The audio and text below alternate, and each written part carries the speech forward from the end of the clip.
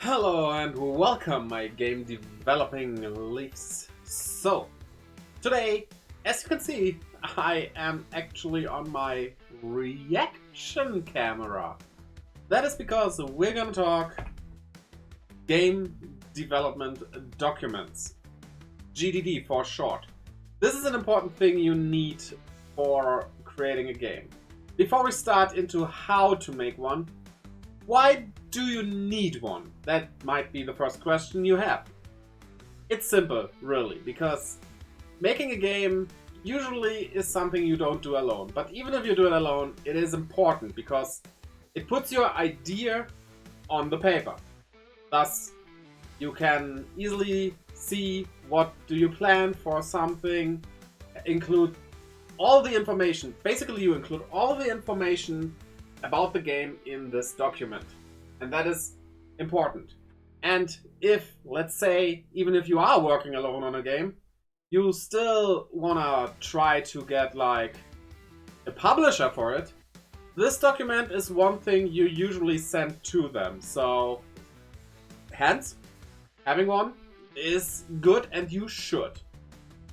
To start off, first, a game development document does not necessarily need to be one document. There are several ways to do it, and there is no right way to do it. There are several ways you can do it, and yeah, I'm going over the one that I usually do. What we first do is, first off, I like to write a bit bigger at like 14. Doesn't really matter because people can like do that themselves. As well as the font, that also doesn't matter. But what you want to do is, of course, have a table of contents, right? I am using Google Drive and thus Google Doc, just so you know. This is something you can probably find on other systems as well, but, well, this is what I'm working with. Here you just do, not file, you do insert, and then, as you do insert, there is table of contents down here. And there you can choose the layout. Plain text, dotted, or links. Plain text would just be, okay. Let's first, to show this better. Also, if you wanna skip a whole page, this is also something good. We'll get to that later, I'll explain that. So we want, well, a title, of course.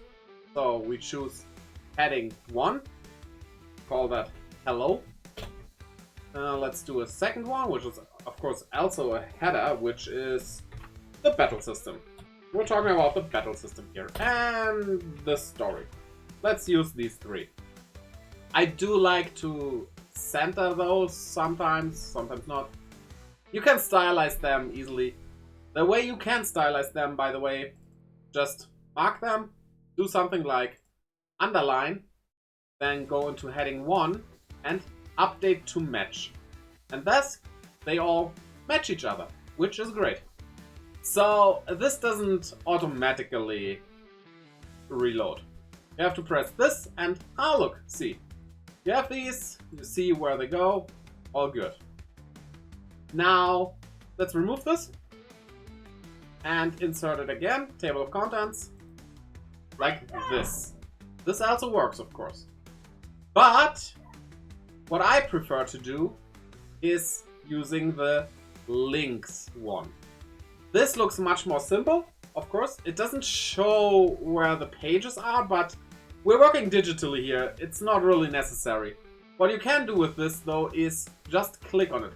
Also, as you are not the reading person, but the editing person, you will have to click on it and then click on it again. If you only have reading access, one click is enough, just saying.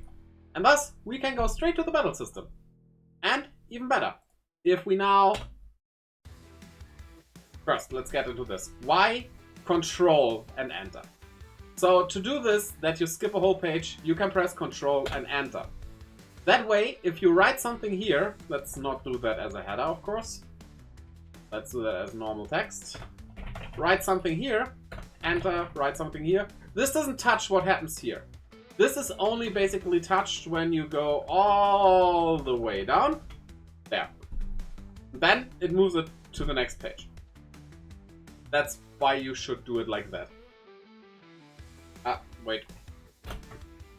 Press the wrong button there. So, what you also can do, which is very helpful for the index, is if you do a heading 2, which says greetings. Now, this includes that, and thus you have not only your titles, but also smaller segments below that. Easy so far? Yes. So, how do you structure a game development document though? Well, the short answer is however you see fit. Of course, that's not a helpful tip here, I know. The thing about that is you need to find the structure that works the best for you. And it also, of course, very much depends on your game. So let's, for now, try and make it like there's an actual game. So what would you start with? Honestly, personally, I like to start with something like the story, the characters, some kind of that. Story and characters doesn't necessarily need to be part of this because, especially to a publisher, the gameplay is more important, but you wanna have it sorted for yourself, of course, and people working with you. So let's start with characters here. And there you can just basically do heading 2, have character A, and then normal text, describe character A. Then you go. Also, one thing. If you press Control, Alt, and the number, like 2, for heading 2, you can easily switch it to that. Character B. Let's go. So, what about character C? I have caps locked. Whoops. Sorry about that. Character B. And a description. Oh, wait! Look at that! I didn't turn this into a title.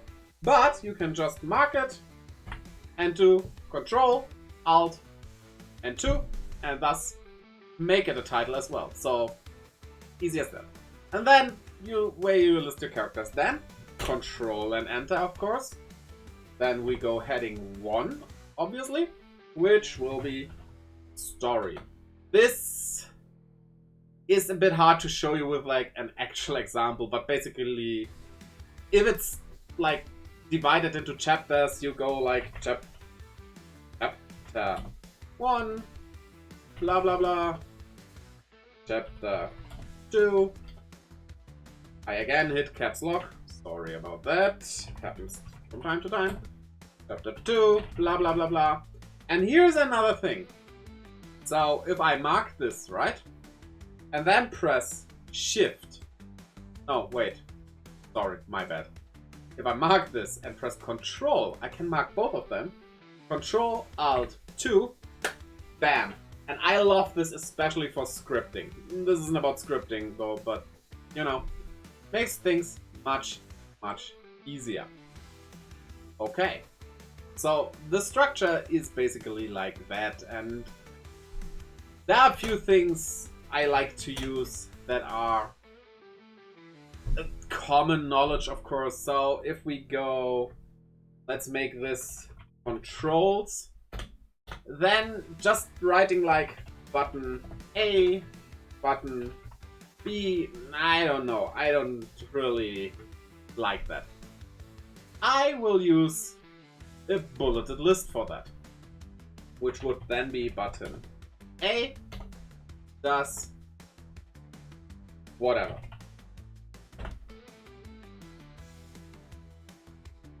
Wait, that is not quite what I wanted. There we go. So, and we have button B, and for the bullet points to move over, you press Tab. Then you can write what else? Then you press Enter, and then Shift and Tab goes back. It's a bit of a thing to do. So what I'm gonna do for this is button C, button D, button E. Just write out which buttons do we even have. After I listed them, I can go there and write stuff into this with a tab. Makes it much easier. And basically that's how I do most of these lists. So, yeah. I don't want this to become like a tutorial for how to use Google Doc, but let's just say you want a table. Of course, you go into Insert, Table, and do this. Now, a very special thing for this. If there is some kind of thing you wanna have colored, there's of course the way to mark text like this, though there's a problem with that. This doesn't look nice at all. So what if we copy this and put this into this table? Then we can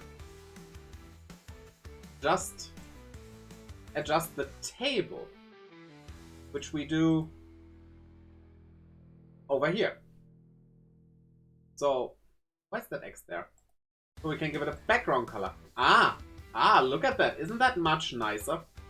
If you don't want to mark the words themselves, but a whole segment, that's the best way to do it, because everything else just makes it look weird. So, what else can we do here? Of course, this needs to be updated. Look at that. This can become pretty long. Also, one thing I would really say you should do is right at the end, give it a, let's call it to be sorted list. There, you're just gonna go do bullet points and type in stuff, ideas, just random ideas you have right now. And if you're not sure, like, they're kind of part of the battle system, but kind of also part of this and that, you can sort them in later. As long as you have written them down first, you can always sort them in later. And sometimes stuff doesn't belong anywhere, and that can go here as well, of course. And basically, yeah, you can, of course, instead of doing it like this, take every one of these headlines and make them their own document. That is also a way to go. It kinda is a bit more sorted. You don't have like one really huge document, but instead several smaller ones, which works. But if you would do that, basically what you should do is, like on Google Drive, right click on the document, copy its link, and press this symbol and get this symbol in here. Like if I would do that for something, like for this script here, I have for my game. So if now I click on this, this goes onto the script of my game. Which I won't show you here because that's something not for the openness yet. You know, but yeah, make a list. Make a document that links to all the other documents. Maybe even like a little description what you find in that document. That's also a way to go about that. So that's basically all I can really show you. I mean, you know the typical tools of writing cursive, underline, coloring text. That's honestly for you to figure out what floats your boat the best. And if you're not sure, talk to people you are working with. Or if you are working alone, even just talk to other people. Ask them how would they feel most comfortable with the design of this game design document or game development document. Because in the end, you make this maybe for you, but also always for other people on top of that. Maybe not always, but most of the time, that is how this goes. So, questions that might still be open.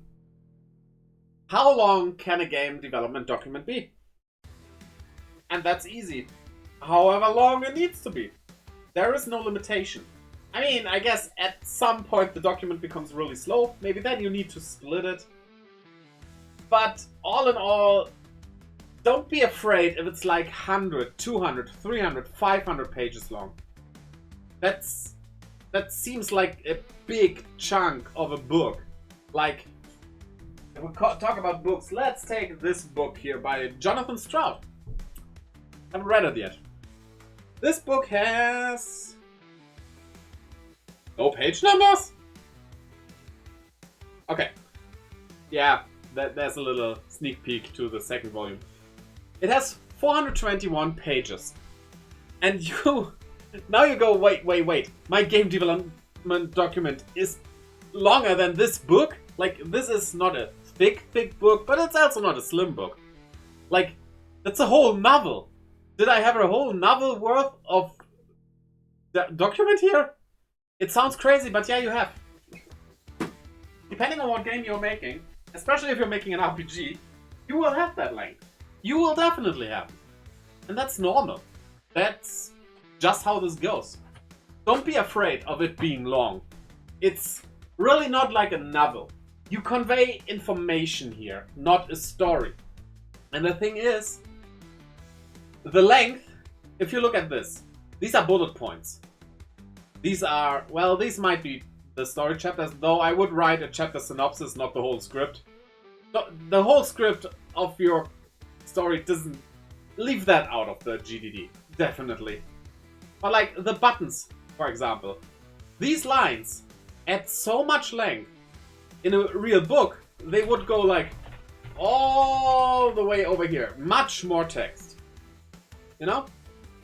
And that's why it easily becomes a big length without being actually that long.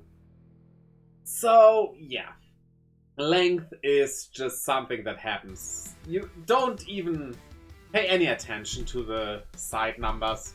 It's okay. I don't even have them on usually because why? Why would you? And yeah, that's kinda all I have to say about it. That's basically how you make a game development document. Short answer again being, do it however you like. You just need to think, what information do I need for the game? And not like, well, people know how to jump. No, people do not know that you need to press B to jump. Because in your game, maybe A is jump. Or maybe it's a weird one and ZR is jump. Put it in there. It might seem logical to you, but put it in there. Put every little detail in there. Nothing is too much. There can only be too little information, but never be too much. And I think with that, everything is said. If you still have questions, I will gladly answer them in the comments below, because surely I haven't thought of everything that might come up when creating this, so yeah. You can also find templates of GDDs online, which, yeah, they work, but all in all, every game is unique and a template only gets you that far, so maybe use templates more as an inspiration. I think that's better. But that's however you want it. That's for you to decide which way to go. If you want to split it into several documents, or do one like I am with an index, do whatever you want with that. It's your document. And yeah, while this video was like 20 minutes, the real answer is put every info you have in it and sort them the way you feel comfortable with. And that's it. So yeah, check out this video on screen here as well and leave a like and subscribe. And we'll see each other next time. Until then, bye-bye!